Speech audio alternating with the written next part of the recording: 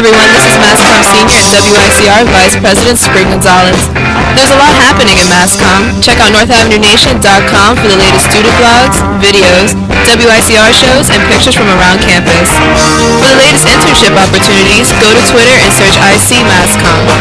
And don't forget to like Iona's Masscom Facebook page. Search Gales Communication for more. There's a lot happening in our Masscom world, so what are you waiting for? Come and get involved.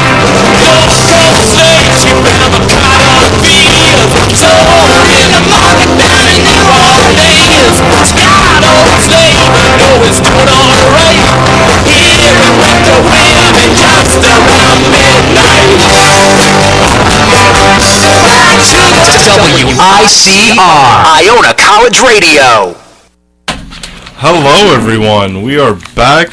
This is my show, Payero's Power Play, featuring special guest Matt Lasella. Matt, say hello to everyone. How are we today? How are we? So, as you guys know, this is my sports radio show with a little Spanish flavor to it.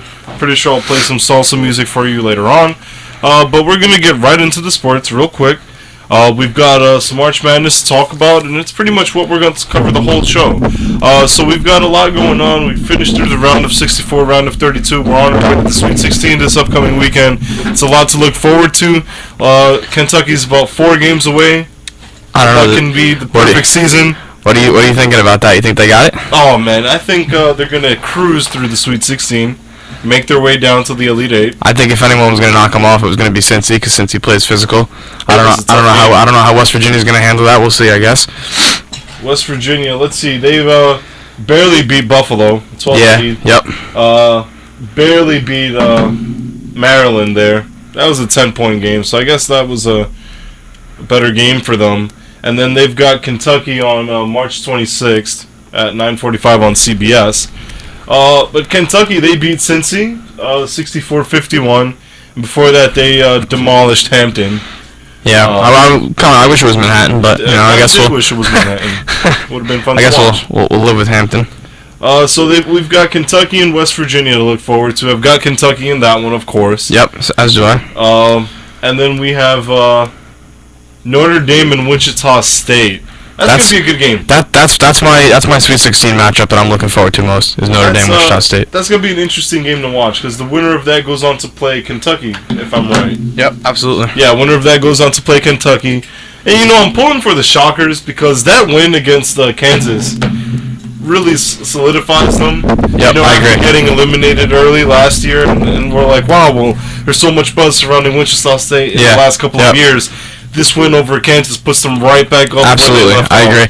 I have to say, I think I'm pulling for Notre Dame in this one, just because I think Notre Dame stands a better chance to beat Kentucky. I'd like to see history, but I'd like to see who can knock them off. Right, so. And then Notre Dame, they beat Butler in what was a great game this past Saturday. I got off the plane from Tampa, came back home, turned on the TV, was watching Notre Dame game. It was an incredible game. That big, tall guy, Carrington, I don't remember his last name. I don't remember either. But he's that big guy in the middle. I think his number's 32. Yep. Incredible block to send them into overtime. And that defensive pressure was just there the whole overtime period. And Absolutely. It was great to watch. It was great basketball Notre Dame's been playing. Let's see. They beat Northeastern to start off the tournament for them. Went on to beat Butler. Now they're awaiting Wichita State, who's hot. They beat Indiana, who some people thought could have upset. I had Indiana winning in all of my brackets. Yeah, I had Indiana winning against them in one of my brackets too. And I had I really didn't have Wichita State going into the Sweet 16. I thought Kansas would have beaten them. I thought they were a lot better last year than they are this year, but they're figuring it out here down the stretch. Yeah, so they've got Notre Dame coming up, a 3 seed against the 7. And honestly, I wouldn't be shocked if Wichita State won this game. Yeah, neither would I. As you mentioned, it's all about who gets on runs in the tournament, whoever the hottest team is. And right now, I think it's Wichita State. Yeah, and Notre Dame has been playing well too. This is going to be a great game. Eyes glued on the TV for this one for sure. That's going to be on the 26th as well. That's right before the Kentucky game. This one comes on first. Where is this going on? Cleveland? Are they playing in Cleveland? Let's check it. Yeah, it's looking like it. It looks like they're playing in Cleveland for that. Yep. Let's switch over to the Eastern Division here. We've got Villanova, who just typical Villanova. Anytime they're 1 or 2 seed, you know they're going to get bounced early, and of course it happened again to NC State. And it's sad because they were really playing amazing this year. Yeah. And the Big East. What happened to the Big East? Big East is always falling apart, always. And Georgetown's the other one. It's always Villanova and Georgetown that fall apart down the stretch. They've not represented the Big East well. No, Big not East at all. Hasn't done not well at all. in the tournament since 2007. Yep. When they had a team go to the Final Four. And NC State, I feel like, is a team that, if they were in any other division, they would have lost earlier. I agree. Not already. I agree. But the fact that they put them in such a weak division. Yep. I mean, UC Irvine. They could come out of that. They might be able to come out of the East. To be completely honest, I like looking at the Oklahoma-Michigan State matchup because Michigan State, Virginia offensively had so much trouble keeping up with people all year. Mm-hmm. So if you could put some points up on them, you're gonna get the win. And Michigan State did that. So I had Michigan State going to the Final Four. Michigan State is a great tournament team every single year. So I have them beating. What he's doing. He has a great group of guys he can depend on. Yep. And he just knows how to coach them. He knows how to get them around different teams. He knows how to apply different zones to get through teams. It's really good basketball Tom Izzo's doing out there. 100% agree. So we've got UNI just lost to Louisville, but Louisville again. That's like one of that game surprised me. Louisville's the best team in this division. That game surprised me because at the end of the season, after Louisville lost Chris Jones from getting kicked off the team, I thought there's no way they're going to bounce back from that, and they've looked great in the tournament. The first round they didn't look too good, but to beat UNI by 13, that's good. And they have a lot of confidence now going to NC State, which that might be my second best matchup to watch. Yeah. That's going to be a defensive struggle. I mean, and shout out to UNI. UNI and Wichita State are doing great things for that for their conference. Absolutely. Great recognition for their conference, and I hope that one day the MAC could be that. Yeah, you know what? I think that... Especially after last year. I feel like last year, Iona and Manhattan were both deserving to be in the tournament. Yep. Anytime the teams that they were putting up. Anytime you get teams like Iona and Manhattan playing on national TV, it's gonna raise a lot more awareness, and the games that they had last year that were on TV makes people want to watch it more. But I think the way Manhattan lost to Hampton and the way we lost, in the NITDURI really doesn't help our conference. But I'm excited for next year already. I already can't wait. Yeah. I mean, and what are your thoughts on Tim Cluse and him staying here at Iona? There have been a couple of openings around the area. Fordham just benched their coach. Yeah, he's done. He's gone. And people have been talking about Cluse moving around, maybe having a couple offers coming to him now. Yeah, he's he's gonna get a few offers. I mean, he's a great offensive mind, and it's probably gonna come from a team that offensively struggled this year. I think they got to keep him here if they want to succeed. I mean, he's locked. Iona locked him up at the end of last season. He's here. He's on contract here for till 2019. 2019, I believe. Yep. So I don't know how contracts work, but I don't think he's allowed to be in negotiations. Yep. But I mean, I hope he stays here for a long time because I think he's one of the best offensive minds in the NCAA right now. Yeah, he's a great coach, and I hope he stays.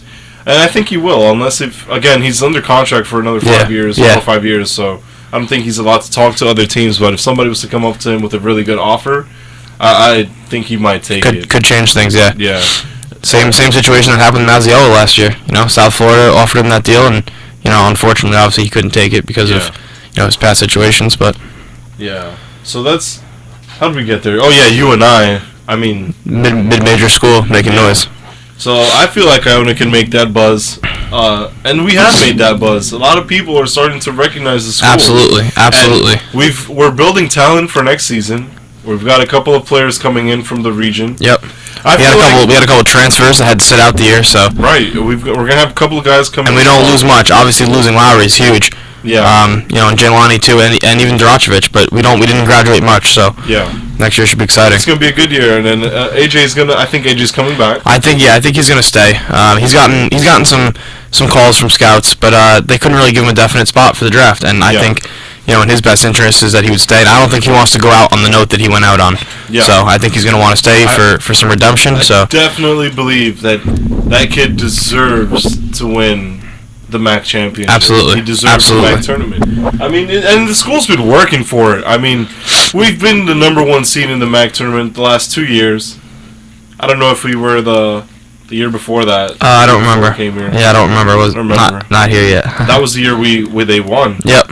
Yeah. And I think AJ was a freshman on that team. Yeah. Yeah. Yes. So Yes. I think he's trying to get back there, and it can happen. Yeah, absolutely, absolutely.